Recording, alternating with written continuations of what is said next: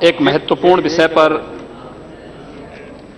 आपने 193 के तहत इस विषय को आगे बढ़ाने के लिए मुझे अवसर दिया है। मैं आपका आभारी हूं।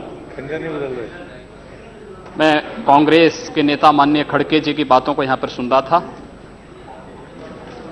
और मुझे आश्चर्य हुआ कि वो अपना लिखित स्टेटमेंट यहां पर पढ़ रहे थे तो कह रहे थे 113 घटनाएं घटित हुई, लेकिन जब वो मौखिक बोल रहे थे तो कह रहे थे 600 से अधिक घटनाएं घटित हुई।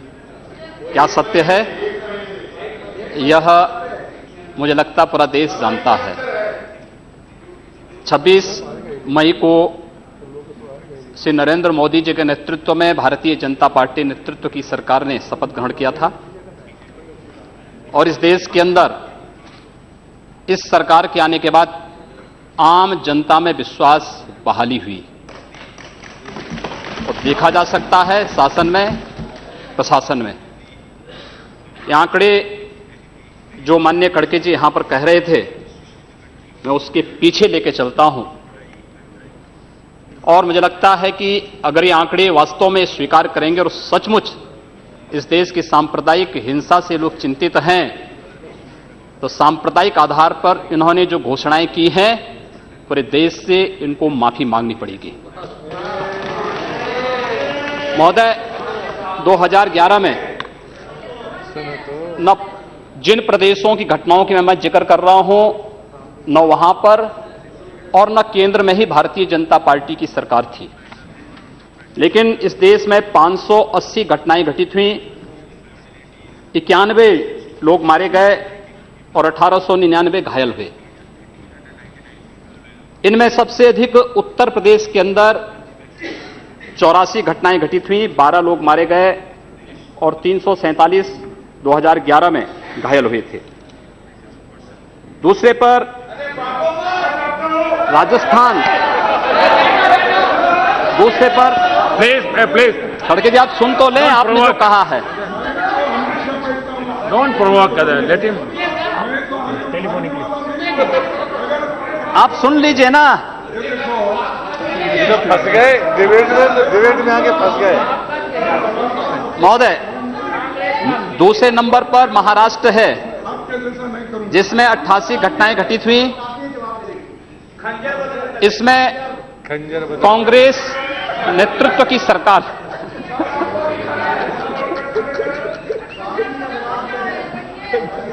88 घटनाएं घटित हुई, 15 मारे गए। तीसरे पर कर्नाटक, ये भी कांग्रेस की सरकार यहां पर है, इसमें 70 घटनाएं घटित हुई और उसके बाद केरल में 30 घटनाएं घटित हुई। 2011 की बात कर रहा हूं। 2012 में 668 घटनाएं घटित हुई, 94 की मौतें हुई और 2117 घायल हुए।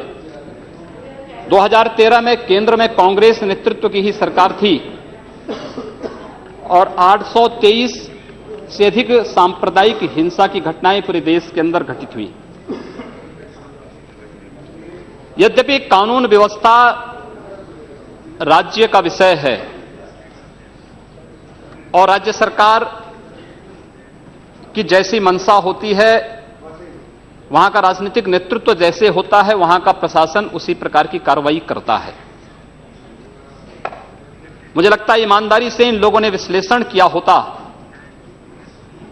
और अपनी केंद्र सरकार और अपने या अपने से जुड़े हुए अपने सहयोगी दलों के द्वारा जो संचालित सरकारें हैं उन सरकारों के सांप्रदायिक एजेंडे पर ध्यान दिया होता। ये पोलराइजेशन आखिर हो क्यों रहा है? पोलराइजेशन के कारण क्या है? मुझे लगता है वह पोलराइजेशन के पीछे के कारणों को ईमानदारी से हम विश्लेषण करेंगे तो मुझे लगता है एक तरफ आप कहते हैं हम सेकुलर हैं और दूसरी तरफ एजेंडा जो लागू करते हैं उसको सांप्रदायिक रूप से कॉम्युनल आधार पर लागू करते हैं। इस देश में 12 लाख से अधिक साधु संत और पुजारी रहते हैं, लेकिन ये लोग इमामों के लिए वेतन की घोषणा करते हैं, एक पक्षीय कार्रवाई करते हैं। क्या एक सेकुलर एजेंडा है? दिल्ली की सरकार ने किया, पश्चिमी बंगाल की सरकार ने किया, महाराष्ट्र की सरकार ने किया। क्या यही सेकुलर एजेंडा है? सांप्रदायिक आधार पर ये लोग बांटते हैं समाज को। और महोदय, उसी प्रकार से इन लोगों ने उत्तर प्रदेश की बात करता हूं, वहां पर जो योजनाएं हैं उसमें 20% मुस्लिम आबादी के लिए आरक्षित कर दिया गया। कब्रिस्तान की बाउंड्री वाल के नाम पर गांव-गांव में विवाद खड़ा करके 300 करोड़ रुपया उसके लिए आवंटित किया जाता है। गांव-गांव में उसके माध्यम से विवाद खड़ा किया जाता है। सुप्रीम कोर्ट कहता है कि किसी भी सार्वजनिक संपत्ति पर, मंदिर के नाम पर, मस्जिद के नाम पर, किसी भी अन्य उपासना विधि के नाम पर, मदरसों के नाम पर या मजारों के नाम पर कब्जा न मत करने दो। लेकिन उत्तर प्रदेश में कब्रिस्तान की बाउंड्री वाल के नाम पर धड़ल्ले से एक काम चल रहा है, कोई रोक टोक नहीं, क्योंकि शासन की ये मंशा है, इसलिए प्रशासन उसमें बोलता नहीं। क्या सांप्रदायिक ध्रुवीकरण नहीं होगा?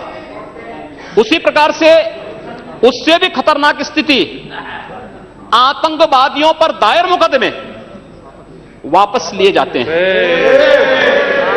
आतंकवादियों पर दायर मुकदमे वापस लिए जाते हैं। इस देश में जो लोग राष्ट्रीय सुरक्षा के लिए खतरा बने हुए हैं, जिन लोगों ने राष्ट्र की संप्रभुता को चुनौती दी है, जो लोग लगातार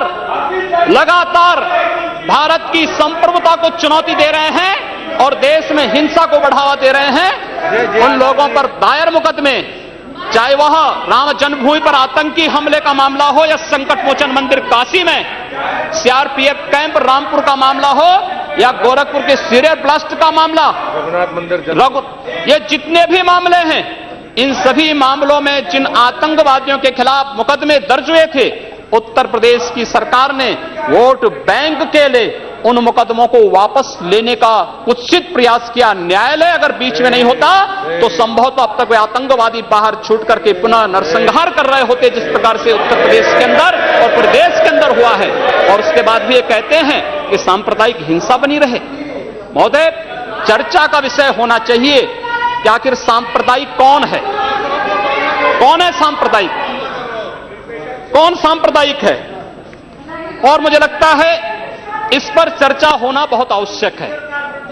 महोदय, जो हम लोगों ने जाना है, जो हम लोगों ने समझा है, इस सांप्रदायिक वह होता है जो कहता है कि मेरा इष्ट या मेरा देव या मेरा पैगंबर ही सर्वश्रेष्ठ है। उसके मानने वालों को तो जीवित रहने का अधिकार है, शेष को नहीं। मुझे लगता है वह सांप्रदायिक है। हिंदू जीवन दर्शन कभी इस बात की इजाजत नहीं देता। हमने किण्वंतो विश्वारम का संदेश दिया था, हमने सर्वे भुंतु सुखिना का संदेश दिया था, हमने तो इस देश के अंदर एकम सद विप्रा बहुधा वदंती की बात कही है। जियो और जीने दो पर विश्वास हमारा दर्शन करता है। और दुनिया की कौन सा मजहब और कौन सा ऐसी कौम है जिसको विपरीत परिस्थितियों में हिंदू दर्शन ने अपने यहां शरण न दी हो, उसको फलने फूलने का अवसर न दिया हो? कौन सा ऐसा है दुनिया के अंदर? लेकिन आज जिस हिंदू दर्शन ने सबको शरण दी, सबको फलने फूलने का भरपूर अवसर दिया, आज जब उसी के खिलाफ षड्यंत्र होना प्रारंभ होता है तो उसे एकजुट होना तो पड़ेगा ही। और मुझे लगता है इन लोगों के कर्मों का फल है कि पूरे देश का हिंदू जनमानस आज इस बात के लिए तैयार हो रहा है कि उसके खिलाफ आज शासन तंत्र से जो षड्यंत्र हो रहे हैं उसका जवाब अपने स्तर पर देना ही पड़ेगा। और आज वही स्थिति सामने आई है। महोदय, मैं पूछना चाहता हूं इन लोगों से, जब भारत का मुसलमान हज यात्रा करने के लिए जाता है, महोदय, जब हज यात्रा करने के लिए जाता है, उसकी पहचान तब भारतीय के नाम पर नहीं, पाकिस्तानी के नाम पर नहीं, बांग्लादेशी नाम पर नहीं, भारतीय उपमहाद्वीप का जो भी मुसलमान हज यात्रा करने के लिए जाता है उसकी पहचान हिंदू नाम पर होती है, उसकी पहचान भारतीय, पाकिस्तानी या बांग्लादेश के नाम पर नहीं। लेकिन अगर उसी हिंदू पहचान को हम इनके ऊपर यहां पर लागू करने का प्रयास करते हैं, इनको बुरा लगता है। हिंदू हिंदू सांप्रदायिकता नहीं, हिंदू राष्ट्रीयता का प्रतीक है। और भारत की राष्ट्रीयता का प्रतीक हिंदुत्व को बदनाम करोगे तो उसकी कीमत चुकानी पड़ेगी इन लोगों को। और इसलिए महोदय, मैं आप सबके आपके माध्यम से एक बार कहना चाहता हूं। महोदय, एक बार गुरुदेव रविंद्रनाथ टैगोर ने कहा था, गुरुदेव रविंद्रनाथ टैगोर ने एक बात कही थी। उन्होंने कहा था, अगर भारत को समझना है, अगर भारत को समझना है, बैठ जाइए आप, फालतू बात करते हैं महोदय। उन्होंने कहा, गुरुदेव रविंद्रनाथ टैगोर ने एक बात कही थी और उन्होंने कहा था कि अगर भारत को समझना है तो मैं भारतीय अस्मिता को पहचानना पड़ेगा, और भारतीय अस्मिता को पहचानना है तो स्वामी विवेकानंद के बारे में आप जान लीजिए। स्वामी विवेकानंद ने एक बात कही थी कि गर्व से कहो हम हिंदू हैं। स्वामी विवेकानंद ने एक बात कही थी कि गर्व से कहो हम हिंदू हैं। स्वामी विवेकानंद तो सांप्रदायिक नहीं थे, स्वामी विवेकानंद तो किसी पार्टी के नहीं थे। स्वामी विवेकानंद ने तो भारत का प्रतिनिधित्व किया था पूरी दुनिया के अंदर, और दुनिया के अंदर जो हिंदू आज पूरे देश के अंदर, पूरी दुनिया के अंदर अपनी सहिष्णुता के लिए पहचाना जाता था, आज उस हिंदू के साथ किस प्रकार का व्यवहार किया जा रहा है, वह कश्मीर से विस्थापित होता है, उसे कश्मीर से निकाला जाता है। एक भी बार इस सदन में चर्चा नहीं होती है, इन लोगों का मुंह नहीं खुलता जब कश्मीर से 3.5 लाख की संख्या में कश्मीरी पंडित निकाले जाते हैं, तब ये लोग नहीं बोलते। पिछले 2012 में असम के अंदर 3 महीनों तक बोडो जनजाति के लोगों को मारा जाता रहा, कोई नहीं बोला। महोदय, कोई नहीं बोला। जम्मू कश्मीर के बाद जम्मू कश्मीर के हिंदुओं के मारने पर कश्मीरी पंडितों को उनके घरों से बेदखल कर दिया गया, एक भी बार ये लोग बोले नहीं, इनको पीड़ा नहीं हुई। दुनिया के अंदर ये अपने आप में बिरला उदाहरण था जहां पर अपने ही देश में अपने ही जानने वाले लोग विस्थापित होकर के खाना बदोश की जिंदगी जी रहे हैं। उस शर्मनाक घटना की निंदा एक भी बार इन लोगों ने नहीं की। मुंबई के दंगों पर ये लोग मौन रहे। जमशेदपुर और भागलपुर के दंगे कांग्रेस के समय हुए थे, एक भी बार इन लोगों ने उस पर चिंता व्यक्त नहीं की। और तो और 1984 में इस देश के अंदर जिन सिख गुरुओं का योगदान इस देश को बचाने और इस देश की धर्म और संस्कृति और इस देश के समाज को बचाने में बहुत महत्वपूर्ण थी, उन सिखों के कत्लेआम पर भी इनको शर्म महसूस नहीं होती है।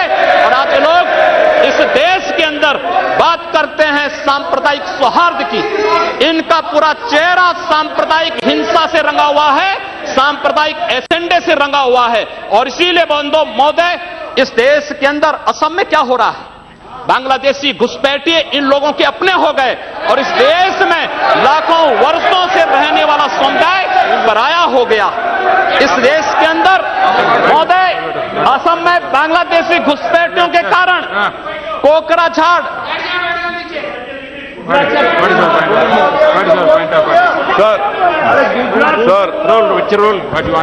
Under Rule 376, sir, the honorable member, while giving statement in his speech, he mentioned about communal rights. I request you that 2011 he has given a figures. Those are wrong figures. No, he has completely forgotten 10 to 2013. No. My question was there, sir. You cannot give wrong figures. Gujarat was the highest number followed by Madhya Pradesh. I have my question over here. Answer. I request you to check the record. Please, sir. please take it. Please say no. Please. See, Unmute my leg. See, on my leg, please. See, the member is speaking and giving some figures. You are disputing that figures. No. In your speech you can say there is no ruling. There is not out of. During your speech you can speak. You reply that. During your speech you can counter it. Not when your time comes. You at that time can dispute it. You continue. You can nothing will counter. उपाध्यक्ष महोदय, सच्चाई कड़वी होती है और कड़वी सच्चाई लोग स्वीकार करने को तैयार नहीं। क्योंकि ये लोग उस बीमारी से स्वयं त्रस्त हो चुके हैं जो बीमारी इन्होंने पूरे देश को दी है, और इसीलिए ये लोग उस सच्चाई को स्वीकार नहीं कर सकते। कश्मीरी पंडितों के निष्कासन पर और कश्मीर पे हुए अत्याचार पर ये लोग मौन थे। मैं 2011-12 में असम के अंदर देख रहा था, 3 महीनों तक लगातार दंगे होते रहे। इन लोगों ने एक भी बार सदन में चर्चा नहीं कराई। असम जलता रहा। और तो और कांग्रेस के लोग एक बार तो असम के ही मुख्यमंत्री को कटघरे में खड़ा कर दिया कि इन्होंने बोडो लोगों के बारे में कैसे बोल दिया। अरे बोडो वहां का नागरिक है, उसके बारे में नहीं बोलेंगे, किसके बारे में बोलेंगे? लेकिन ये लोग बांग्लादेशियों घुसपैठियों की वकालत करते हैं, और बांग्लादेशी घुसपैठियों की वकालत करते हुए इन लोगों ने पूरे बांग्लादेश, पूरे पूर्वोत्तर के भारत का जो समीकरण बदला है। महोदय, असम के अंदर आज कोकराझार, धुबरी, चिरांग और बरबेटा जिले जो हिंसा की सर्वाधिक चपेट में हैं, वे सर्वाधिक चपेट में जो जिले हैं वे इसलिए हैं क्योंकि बांग्लादेशी घुसपैठी वहां पर आकर के जमीनों पर कब्जा किए हैं। इन लोगों ने वर्क परमिट के साथ साथ उनके राशन कार्ड बनाए हैं और बेशर्मी के साथ देश के साथ खिलवाड़ उन्होंने वहां पर उनके माध्यम से करवाया है। महोदय, और तो और हम किसी और बात में नहीं जाना चाहते हैं। मैं पूछना चाहता हूं कांग्रेस से और कम्युनिस्टों से भी, कोयंबटूर और बेंगलुरु धमाकों का जो अभियुक्त है, उस दुर्दांत आतंकवादी के लिए विधानसभा का सत्र, स्पेशल सत्र बुलाया जाता है। दोनों दल एक साथ मिलकर के अपील करते हैं कि उसको छुड़वाओ। ये क्या सेकुलर, क्या यही सेकुलर है? क्या इनका यही सेकुलर एजेंडा है? क्या यही इस देश में यही सेकुलरिज्म है? और इस देश के अंदर महोदय, इस देश के अंदर क्या हुआ था? Let him speak. हम भूले नहीं। महोदय, 11 अगस्त 2012 को मुंबई के आजाद मैदान में जो कुछ हुआ, महोदय, आजाद मैदान की घटना क्या थी? आजाद मैदान में रोयांग मुस्लिम जो बर्मा में थे, उनके बीच में और वहां के बौद्धों के बीच में वहां पर हिंसा हुई, दंगे हुए। ये मामला म्यांमार का है, भारत का नहीं। लेकिन म्यांमार की घटना में दंगा कहां होता है? आजाद मैदान मुंबई में। ये लोग मौन रहते हैं, वहां शहीद स्मारक तोड़ा जाता है, पुलिस के जवानों को मारा जाता है, मीडिया कर्मियों को मारा जाता है। उनके साथ साथ पुणे में दंगे हुए, उनके साथ उत्तर प्रदेश के अंदर बरेली में, लखनऊ में, कानपुर में, इलाहाबाद में दंगे हुए। ये लोग मौन रहे, इन लोगों ने कभी उस पर आवाज नहीं लगाई। ये लोग मौन रहे उस घटना पर। ये वही लोग हैं जो आजाद मैदान की घटना पर मौन थे, और बाबा रामदेव पे, उन सत्याग्रहियों पर ये लोग रामला मैदान पे लाठी चार्ज करके बेशर्मी के साथ वंदे मातरम का गान करने वाले देशभक्तों पर लाठी चार्ज करते हैं। ये लोग देश के अंदर सांप्रदायिक हिंसा की बात करते हैं। सांप्रदायिक हिंसा किसने फैलाई है?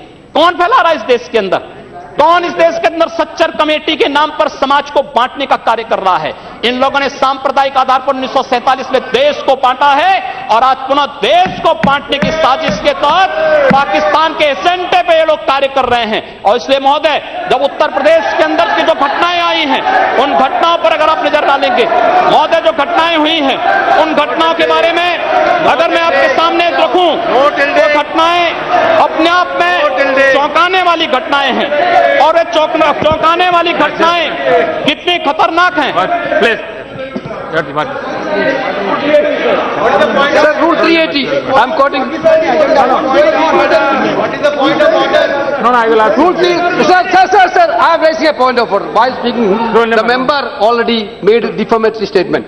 If the speaker is of the opinion that words have been used in debate which are defamatory or indecent or unparliamentary or undignified, he used the word that we already raised the issues of communal violence.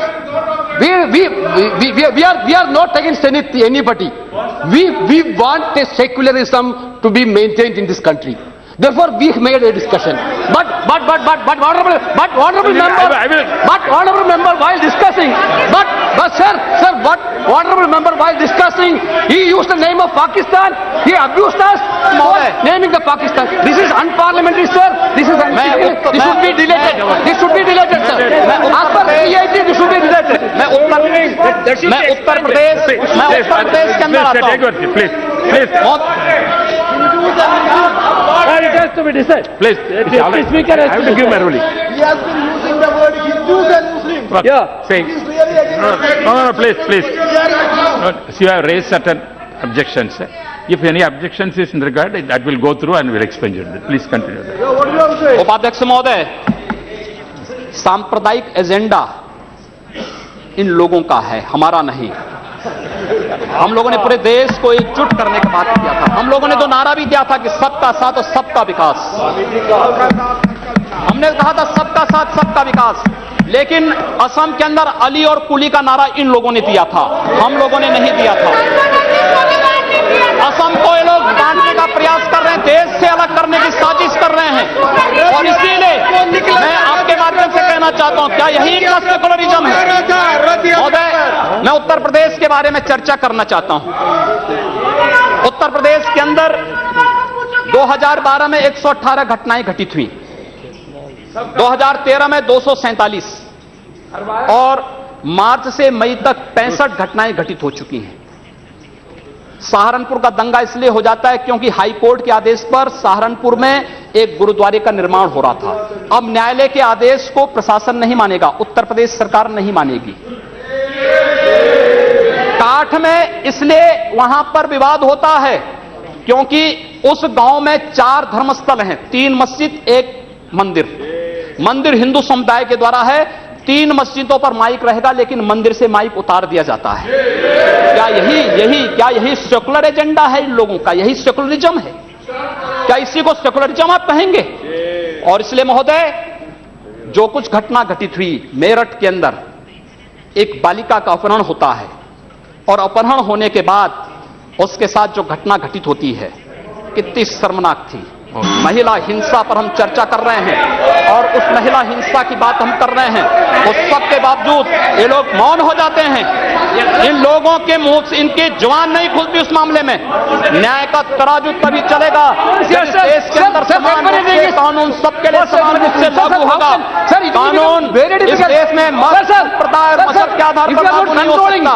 और इसलिए महोदय, मैं आपके माध्यम से माननीय गृह मंत्री से चाहूंगा, कांग्रेस ने मुद्दा दिया है, अच्छा होगा पूरे देश के अंदर और उत्तर प्रदेश के अंदर जो एक घटनाएं घटित हुई हैं, इनकी एसआईटी जांच करा दी जाए। किसी सिटिंग जज से, किसी सुप्रीम कोर्ट के सिटिंग जज से इन सांप्रदायिक दंगों की जांच करवाने के साथ साथ और राष्ट्रीय तत्वों से किनके संबंध हैं, इसकी भी जांच करा दी जाए। दूध का दूध, पानी का पानी सबके सामने आ जाएगा।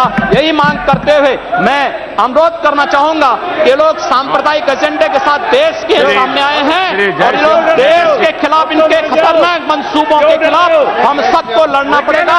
धन्यवाद।